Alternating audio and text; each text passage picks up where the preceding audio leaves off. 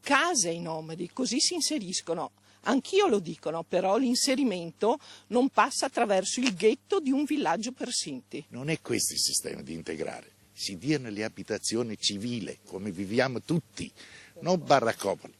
Questa è la dura replica dei residenti di Favaro Veneto alle dichiarazioni del nuovo prefetto di Venezia Gallerano, che nel giorno del suo insediamento ha definito positiva la stabilità che un villaggio può offrire in termini di integrazione e scolarizzazione dei minori.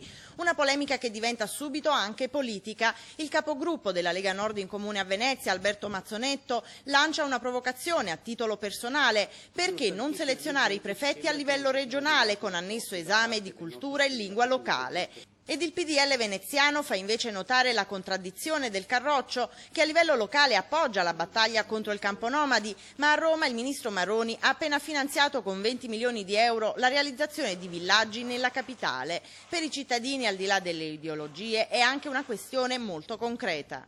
Essendo le nostre abitazioni a ridosso di un campo nomadi, le nostre case sono invendibili, quindi i nostri risparmi sono vanificati.